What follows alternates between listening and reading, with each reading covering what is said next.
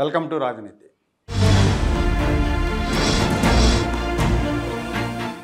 నిన్న ఆంధ్రప్రదేశ్లో ఒక గొప్ప కార్యక్రమం జరిగింది. 15,941 మంది నూతన టీచర్లకు నియామక పత్రాలు అందజేసే కార్యక్రమం జరిగింది. ఈ కూటమి ప్రభుత్వం వచ్చిన తర్వాత ఏడాది 4 నెలల్లో మెగా డిఎస్సి వేసి వీళ్ళందరికీ కూడా ఉద్యోగాలు ఇచ్చారు. జగన్మోహన్ రెడ్డి 5 ఏళ్ల పాలనలో ఒక డిఎస్సి వేయలేదు, ఒక ఉద్యోగం ఇవ్వలేదు. కూటమి ప్రభుత్వం ఎన్నికల్లో హామీ ఇచ్చిన విధంగా అధికారంలోకి వచ్చిన వెంటనే ఈ ఉద్యోగాల భర్తీ ప్రక్రియ మొదలుపెట్టింది. దీన్ని అడ్డుకోవటానికి దాదాపు 150 పిటిషన్లు వేశారు వైసీపీ ప్రోద్బలంతో. ఏదో ఒక రకంగా అడ్డుకొని కూటమి ప్రభుత్వం ఎన్నికల హామీని విస్మరించిందని ప్రచారం చేయడానికి. కానీ అన్ని అడ్డంకులను తొలగించుకొని డిఎస్సి నిర్వహించారు. ఇంటర్వ్యూలు అయిపోయినాయి. వీళ్ళందరికీ కూడా నియామక పత్రాలు జారీ చేయడానికి ఒక పెద్ద కార్యక్రమంలాగా నిర్వహించారు. ముఖ్యమంత్రి చంద్రబాబు నాయుడు గారు, నారా లోకేష్ గారు పార్టిసిపేట్ చేశారు. అలాగే ఎంపికైన అభ్యర్థులు, వాళ్ళ తల్లిదండ్రులు అందరూ కూడా వచ్చారు. యాక్చువల్గా దీనికి మంచి కవరేజ్ ఇవ్వాలి ఈ కార్యక్రమానికి. కానీ ఎక్కడ కూడా మీడియాలో కానీ సోషల్ మీడియాలో కానీ దీనికంటే ఒక ఇద్దరు హీరోల అభిమానుల మధ్య జరిగిన గొడవ మీద ఎక్కువ దృష్టి పెట్టారు.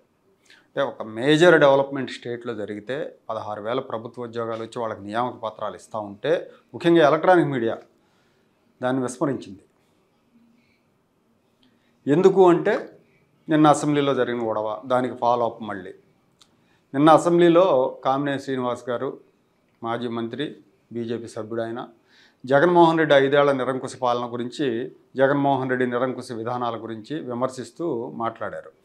ఆ మాట్లాడే సందర్భంలో సినిమా వాళ్ళని జగన్మోహన్ రెడ్డి ఎలా అవమానించారు అనేది వివరించారు. వాళ్ళందరినీ కూడా చర్చలకని పిలిచి గేటు దగ్గర నుంచి నడిపించారు. 1 కిలోమీటర్ నడిపించారు ఎండలో. అలాగే తీరా లోపలికి వెళ్ళిన తర్వాత నాతో కాదు సినిమాటోగ్రఫీ మంత్రి పేరు నానితోనో ఎవరితోనో మాట్లాడనని చెప్తే చిరంజీవి గారు గట్టిగా అడిగితే అప్పుడు జగన్మోహన్ రెడ్డి వచ్చి మాట్లాడాడు. అప్పుడు కూడా వీళ్ళంతా కూడా ప్రాధాయపడుతూ మాట్లాడటం ఇవన్నీ జరిగినాయి.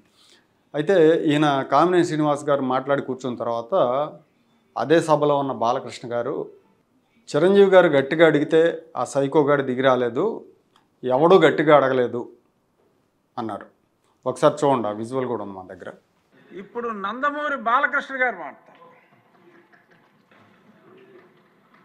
అధ్యక్ష, ఇందాక గౌరవ శాసనసభ్యులు కామినేని శ్రీనివాసరావు మాడుతూ అప్పుడు అందరూ ఇండస్ట్రీ కలవడానికి వెళ్ళినప్పుడు సైకో గారిని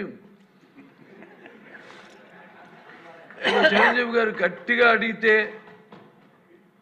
అప్పుడు ఈయన వచ్చాడంది అబద్ధం. గట్టిగా ఎవడు అడగలేదు అక్కడ. అది మీరు అన్నారు ఇందాక, ఏదో గట్టిగా అడిగితే ఈయన వచ్చాడు మళ్ళీ కలవడానికి, లేకపోతే ఏదో సినిమాటోగ్రఫీ మినిస్టర్ని కలవమన్నారు అని. ఏంటంటే ఐ డినై దిస్ అండి. అవి మిగతాన్ని ఓకే, అవమానించడం ఆయన ఓకే. ఏదో ఆయన పెద్ద గట్టిగా చెప్తే ఆయన దిగి వచ్చాడంట కలవడానికి, లేకపోతే సినిమాటోగ్రఫీ మినిస్టర్ని కలవమన్నాడంట. మనకు కూడా నాకు ఇన్విటేషన్ వచ్చింది ఇక్కడ ఫిల్మ్ డెవలప్మెంట్ ఒక లిస్ట్ తయారు చేయమని. నాది 9వ పేరు వేశారు. అది ఎవరో ఈయన నేను అడిగాను కూడా, దుర్గేష్ గారిని కూడా అడిగాను. గౌరవ అది చిరంజీవి గారు గట్టిగా అడగలేదు, అవమానం అయితే జరిగింది అన్నారు. అలాగే ఈ కూటమి ప్రభుత్వం వచ్చిన తర్వాత తనకు కూడా అవమానం జరిగింది.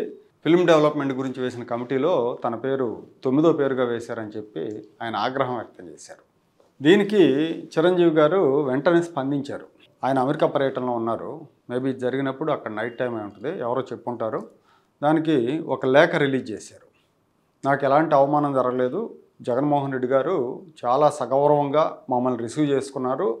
మేము అడిగిన డిమాండ్లకి ఆయన ఓకే చేశారు. ఆయన ఓకే చేసిన మూలంగానే ఆ తర్వాత రిలీజ్ అయిన సినిమాలన్నిటికీ కూడా టిక్కెట్ల ధరలు పెంచుకున్నాం అని ఆయన ఆ లేఖలో వివరించారు. అలాగే జగన్మోహన్ రెడ్డిని కలవడానికి వెళ్ళినప్పుడు బాలకృష్ణ గారిని కూడా తీసుకెళ్ళడానికి ప్రయత్నం చేశాం, బట్ ఆయన మాకు అందుబాటులోకి రాలేదు, ఆయన కోసం ట్రై చేశామని కూడా చెప్పారు. బాలకృష్ణ గారు చెప్పిన మాటలని చిరంజీవి గారు ఖండించారనుకోవాలి. కానీ వాస్తవం ఏంటంటే ఆ రోజున అవమానం జరిగింది. ఎందుకంటే అందరం చూసాం వాళ్ళు గేటు దగ్గర నుంచి నడుచుకుంటూ వెళ్ళటం అనేది. కనీస మర్యాద ఏంటంటే ప్రముఖులు, సినిమా ప్రముఖులు వచ్చినప్పుడు అట్లీస్ట్ వాళ్ళని లోపల దాకా వాళ్ళ కార్లు అలౌ చేయాలి. జగన్మోహన్ రెడ్డి అలౌ చేయలేదు. అంటే ఆ రోజున చాలామంది ఈ సినిమా హీరోల మీద వ్యతిరేకంగా ఉండేవాళ్ళు అయితే జగన్మోహన్ రెడ్డి సినీ పరిశ్రమని ఎక్కడో ఆకాశంలో ఉండే పరిశ్రమని నేల మీదకి దించాడు, ఈ రీల్ హీరోలందరిని కూడా నేల మీద నడిపించారు అని కూడా వీళ్ళ మీద సోషల్ మీడియాలో అప్పట్లో పోస్టులు వచ్చినాయి. ఒకసారి చూద్దాం మనం. అప్పుడు హీరోలందరూ ఆ రోజు వెళ్తే సాగిలు పడ్డారు కదా, సాగిలు పడ్డారు. ఇక అదే గేట్ బయట కార్లు ఆపి నడిచి వచ్చారు. నడిచి వచ్చారు. అనుకున్న స్టాటస్ ఎట్లా ఉండాలి, ఆయన ప్రాధాన్యపడాల్సి వచ్చింది. అది వాళ్ళు వెళ్తున్న విజువల్ చూశారు కదా. తర్వాత అక్కడ జగన్మోహన్ రెడ్డితో చిరంజీవి గారు ఎలా ప్రాధాయపడ్డారు అనేది కూడా మనం చూడొచ్చు. తెలుగుతనాన్ని, తెలుగు సినిమాల్ని కాపాడే దిశగా మీరు ఉన్నారు. అది కొనసాగించే దిశగా మీ యొక్క చర్యలు కొనసాగాలి. అందులో భాగంగా ఇండస్ట్రీ వైపు చల్లని చూపు చూడాలి అని మీరు ఇలాంటి పొజిషన్లో ఉన్నారు కాబట్టి మిమ్మల్ని చేతులు జోడించి అడుగుతున్నామండి. దేశపు పౌరులుగా మీ హక్కు ఇది. చిరంజీవి గారు లాంటి వ్యక్తులు కూడా చెప్పండి, ప్రాధేయపడద్దని చెప్పండి. హక్కు ఇది, హక్కుతో మాట్లాడమని చెప్పండి. చూశారు కదా చిరంజీవి గారు ప్రాధేయపడటం. యాక్చువల్గా ఈ ఇన్ కెమెరా లోపల జరిగినప్పుడు మీటింగ్స్ జనరల్గా విజువల్స్ రిలీజ్ చేయరు. ఒక్కోసారి రిలీజ్ చేసినా ఆడియో ఉండదు. కానీ ఆ రోజు ప్రభుత్వం ఉద్దేశపూర్వకంగానే ఈ హీరోలను జగన్మోహన్ రెడ్డి కలవటం, దాన్ని ఆడియో సహిత వీడియోలు రిలీజ్ చేశారు బయటికి. చిరంజీవి గారు ప్రాధేయపడ్డారని పవన్ కళ్యాణ్ గారు కూడా చెప్పారు. ఈ వీడియోలో చెప్పారు కదా, చూశారు కదా. ప్రాధేయపడొద్దని చిరంజీవి గారికి చెప్పండి అని కూడా చెప్పారు. ఇది ఎప్పుడో సంవత్సరం కాదు, 2 ఏళ్ల క్రితమే. అది జరిగిన తర్వాతనే పవన్ కళ్యాణ్ ఈ మాటలు మాట్లాడారు. ఇది చూడండి. ఇంకోటి, కోట్ల మంది తెలిసిన ఒక హీరోని కూడా, నా కుటుంబంలోని వ్యక్తిని కూడా చేతులు ఇలా పట్టుకొని నమస్కారం పెడితే ప్రతి నమస్కారం కూడా పెట్టలేని భవన నిర్మాణకాల నుంచి చిరంజీవి గారి దాకా చేతులు కట్టుకొని ఉండాలి అన్న ఆలోచన. అది పవన్ కళ్యాణ్ గారు పార్టీ కార్యక్రమంలో కూడా స్పష్టంగా చెప్పారు. ఖచ్చితంగా ఆ రోజున సినిమా వాళ్ళకు అవమానం జరిగింది. ఇప్పుడు చిరంజీవి గారు అవమానం జరగలేదు అని లేఖ రాశారు. దాని మీద ఇటు చిరంజీవి ఫ్యాన్స్, అటు బాలకృష్ణ ఫ్యాన్స్ ఇద్దరు కూడా సోషల్ మీడియాలో తెగ కొట్టేసుకుంటున్నారు. యాక్చువల్గా చిరంజీవి గారు పవన్ కళ్యాణ్ గారు అవమానం జరిగింది మా అన్నయ్యకి అని చెప్పినప్పుడే ఖండించి ఉంటే బాగుండేది. నాకు ఎలాంటి అవమానం జరగలేదు, మీరు ఎవరు అవమానం జరిగిందని చెప్పొద్దు అని. అలాగే మీడియాలో వార్తలు వచ్చినప్పుడు ఖండించి ఉంటే బాగుండేది. కానీ అప్పుడు చిరంజీవి గారు ఏం మాట్లాడలేదు. బాలకృష్ణ మాట్లాడిన తర్వాత ఈయన లేఖ రిలీజ్ చేయటం మూలంగా ఇప్పుడు వివాదం నెలకొంది. ఇక్కడ బాలకృష్ణ గారి వైఖరి కూడా సరిగా లేదు. ఆయన ఇప్పుడు కామినేని శ్రీనివాస్ గారు ఏదో మాట్లాడేశారు, దాన్ని వెంటనే లేచి ఇమీడియట్గా ఖండించాల్సిన అవసరం లేదు. తర్వాత అక్కడ అది అసెంబ్లీలో గతంలో వైఎస్ఆర్ కాంగ్రెస్ సభ్యుల హేయమైన ప్రవర్తన, నీచమైన భాష అందరం విన్నాం, వాటన్నిటిని ఖండించాం. సో అక్కడ తెలుగుదేశం పార్టీ సభ్యుడిగా మాట్లాడేటప్పుడు కొన్ని లిమిట్స్ పెట్టుకోవాలి.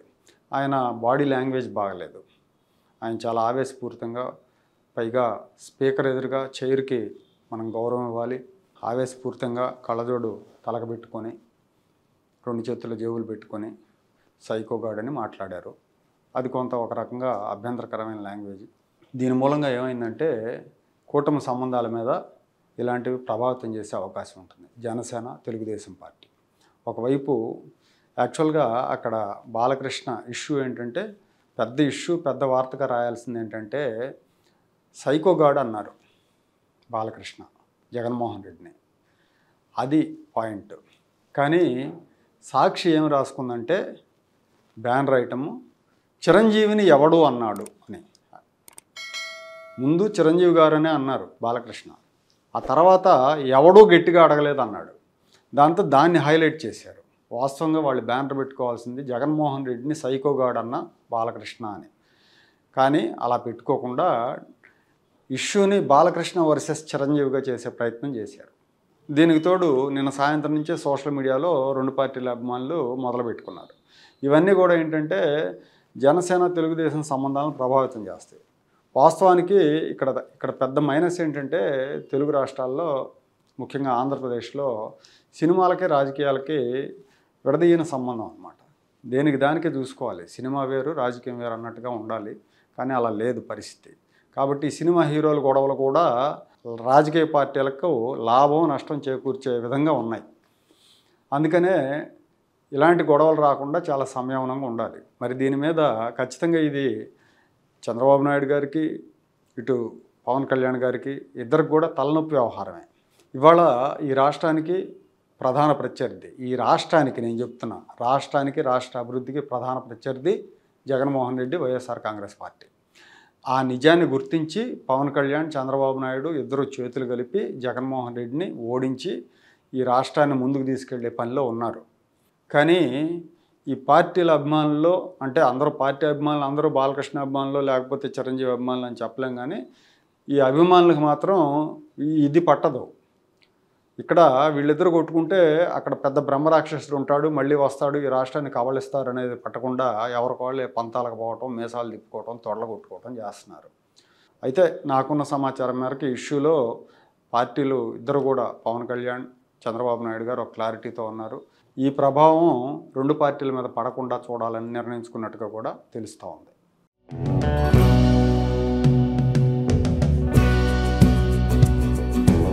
Like, share and subscribe to Rajaniti channel.